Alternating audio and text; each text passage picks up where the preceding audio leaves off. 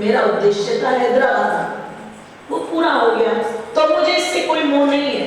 वैसे ही आप सोचो, ईश्वर ने जो हमें ये मनुष्य का तन दिया है, ये पवित्र कर्मों के ना, व्यक्ति रिश्तों में रहता है पर रिश्तों से चिपकता नहीं है।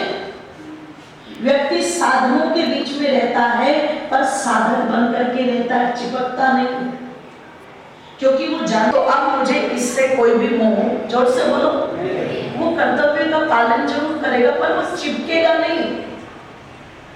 और जब कोई व्यक्ति चिपकता नहीं है, भाव से सब चीजों को धीरे धीरे धीरे धीरे छोड़ता, जोर से बोलो, चला जाता।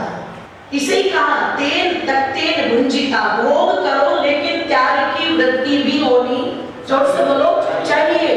परिवार के अंदर आ जाए, सास बहू में आधे झगड़े क्यों होते हैं? क्योंकि सास को लगता है जब मैं बहू थी तब मुझे सास अच्छी नहीं मिली, और अब मैं सास हूं, जब मैं सास थी, मैं वो बहू थी तो मेरी सास बड़ी घटिया थी, एक नंबर की, और अब मैं सास बन गई हूं तो ये बहू एक नंबर की घटिया गई है मेरी। क्यों? उसे लगता है जैसे मैं ही सबसे अच्छी हूं, मैं ही सबसे मेहनती हूं, चाहे कुछ ना किया हो, घर वालों की नाक में दम किया, उसने अभिनंदन खुद ही करती रहती है, छोड़ना नहीं चाहती चीजों को। अगर छोड़ दे तो आधे झगड़े वहीं पर समाप्त हो जाए, सहज भाव से, तुम्हारी जिम्मेदारी है, तुम संभालो, हमने बहुत संभाल लिया, अब ये घर तुम्हारा, ये चाबी तुम्हारी, सब व्यवस्थाएं तुम्हारी, तुम करो। हाँ, कोई बात पूछनी है तो कि फिर छोटे अपने आप उनसे भागने लगते हैं। तो जैसे कहते हैं ना, आशीर्वाद दिया नहीं जाता, आशीर्वाद तो वैसे ही सेवा करना, नहीं मेरा ही साम्राज्य है। और जहां पर व्यक्ति अपने आप कहे कि चलो इतने वर्षों के लिए मुझे नियुक्त किया है, मैं अपना दायित्व कर्तव्य निभाऊंगा, और उसके बाद में जैसे ही समय आएगा हम दूसरे को सहज भाव से समर्थन कर देंगे। बोलो, कोई लड़ाई झगड़ा होगा क्या? नहीं होगा। अपने आप स्वाद दिए गए, लेकिन वो न्योली क्रिया करके उसको निकाल देते थे,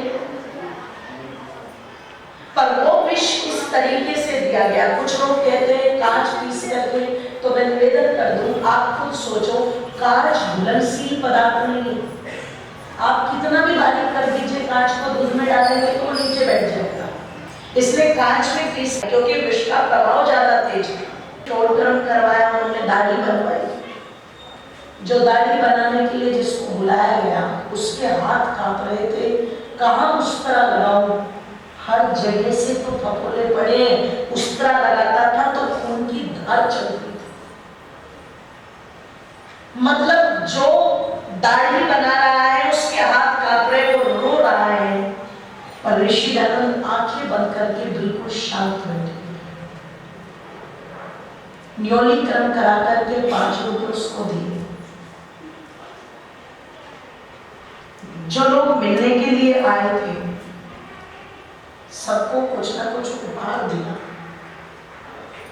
और उपहार देकर के कहते हैं सब बाहर चले जाओ, दीपावली का दिन, सबको बाहर निकाल दिया, खिड़की दरवाजे खोल दो, खिड़की दरवाजे खोल दिए, मानो ये संदेश दे रहे हो महर्षि दयानंद कि इस आर्य समाज के दरवाजे सबके लिए खोल करके रखना, कभी बंद मत करना।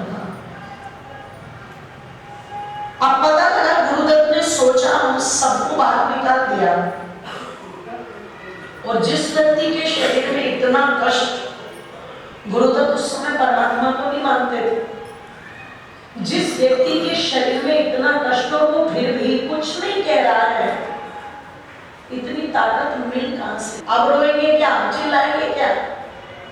गुरुदत्त छिप करके देख रहे हैं, खिड़की से उस आराध्य प्रभु से बात करना शुरू किया हो, जैसे कोई अंतरंग की सभा चल रही हो, और अंतरंग की सभा में एक तरफ परमात्मा है और एक तरफ दयानंद की आत्मा है। और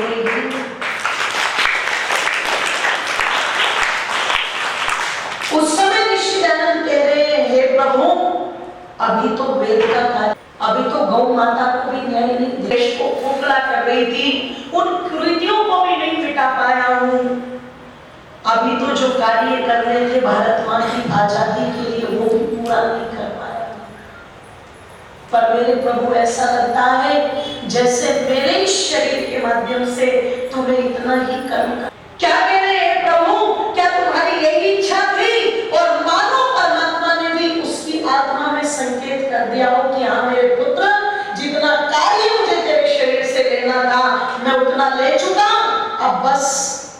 तो क्या कहते हैं ऋषि, अगर तुम्हारी यही इच्छा है तो तुम्हारी इच्छा पूर्ण हो, तुम्हारी इच्छा पूर्ण हो, तुम्हारी इच्छा पूर्ण हो।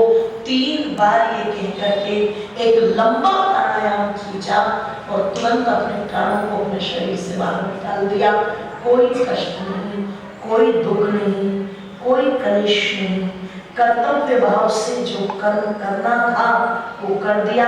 पर अब एक ऐसी अद्भुत मृत्यु महर्षि दयानंद की थी जिसको देख करके गुरुदत्त ने सोचा था कि मैं कहता हूं ईश्वर नहीं है, मैं कहता हूं ईश्वर नहीं है, पर ये जो दिव्य आत्मा इस बिस्तर पर पड़ी है और इतनी शांति है इसके अंदर, इतनी ताकत मनुष्य की अपनी नहीं हो सकती।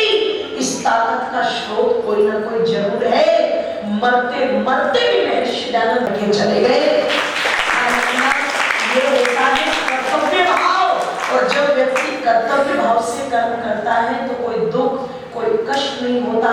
कष्ट कहाँ होता है, जब व्यक्ति को लगता है मैंने इतना किया और बदले में मुझे कुछ नहीं मिला। कष्ट वहां होता है। इसलिए बदले का भाव, मुझे कुछ मिले, ये छोड़ना पड़ेगा। अच्छा, भगत सिंह को कोई अपेक्षा थी कि बदले में कुछ मिलेगा? चंद्रशेखर आजाद को कोई अपेक्षा थी कि बदले में कुछ मिलेगा? सुभाष चंद्र बोस जिन्होंने अपनी IAS की डिग्री तक को फाड़ करके समुद्र में फेंक दिया था, उनको कोई अपेक्षा थी क्या? बोलो, कोई अपेक्षा नहीं थी। पड़ती उस समय सदस्यों ने, कमेटी ने प्रधानमंत्री को चुनना था तो 14 वोट सरदार पटेल को मिली थी और 2 वोट नेहरू को मिली थी। पर ध्यान रखना, गौ माता का कलेजा खाने वाला,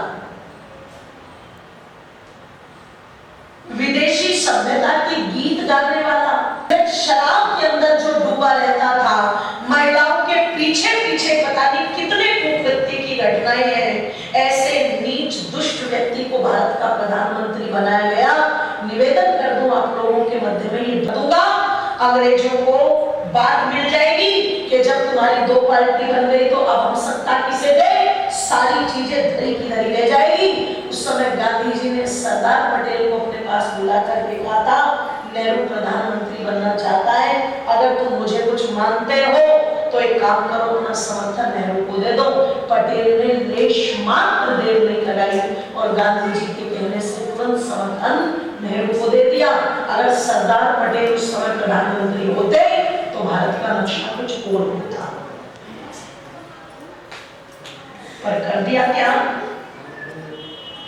है ना? लेश मात्र भी कोई दुख हुआ क्या? बोलो, नहीं हुआ। कर्तव्य भाव से व्यक्ति, पीछे कुछ मिलेगा कि नहीं मिलेगा उसकी अपेक्षा अगर व्यक्ति रखेगा तो निश्चित कहीं ना कहीं दुख होगा, कष्ट होगा।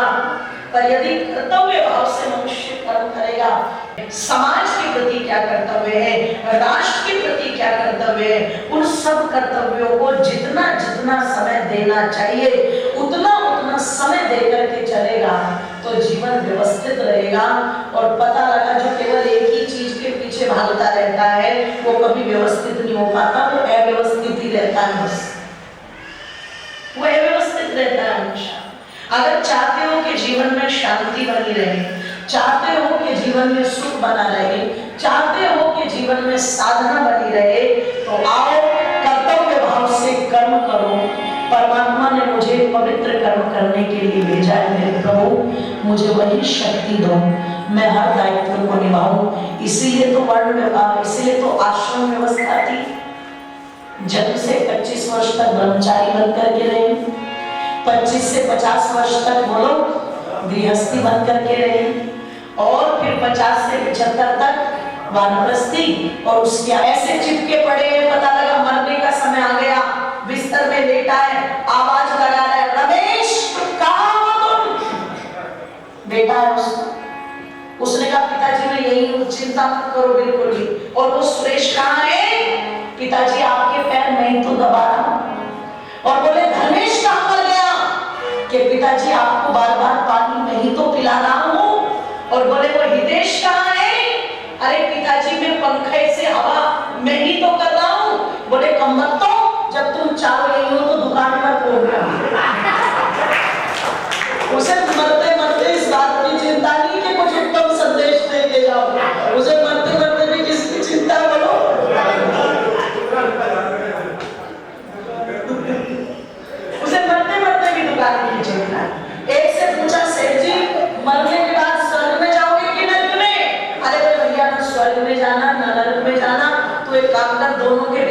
दुकान खुलवा दे मेरी,